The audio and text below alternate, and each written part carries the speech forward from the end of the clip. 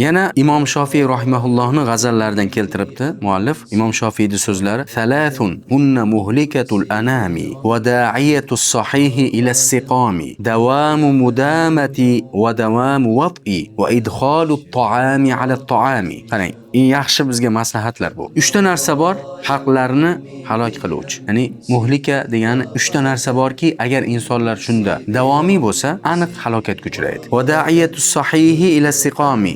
Shu 3 ta narsa sog'lom odamni ham kasallikka olib keladi. Ishdan chiqadi u odam. Birinchisi nima deyapti? Davamu mudamati. O'zi mudama degani aroq ichishlikda mukkasidan ketishlik, aroqxo'r bo'lishlik. Nafaqat bu yerda aroqxo'rlik, har qanday narsaga ham mukkasidan ketish. Ba'zilar masalan oddiy muboh ishlarga mukkasidan ketib qoladi. Endi u aroq bilan agar mukkasidan ketib qolsa, u halok bo'lishi aniq endi. U hayotini ham, oxiratini ham kuydiradi u odam. Alkash odam. Bu hamma yo'g'ini kuydiradi. Oilasini kuydiradi, o'zi kuyadi.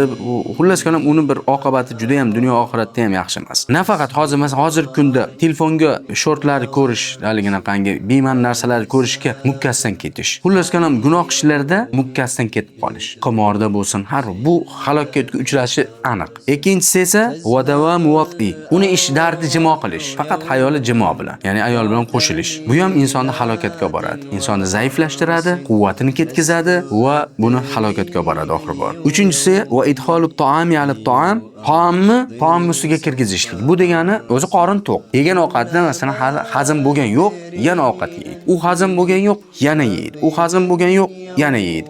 Bu aniq u odam ishdan chiqadi. Aniq kasal bo'ladi. Shuning uchun ham mana shu 3 ta narsa borki Imom Shofiy edi. Mana she'rini yodlab olaylik. Muboh, ya'ni mukkasidan ketib aroqqa o'tirib qolish yoki har qanday shunaqangi aroq o'xshaydigan narsalarga o'tirib qolish va jimoga mukkasidan ketish va to'q qoringa ovqat yeyirish. Bu insonni hammasini halokatga uchraydi. Ko'p kasalliklar keltirib chiqaradi.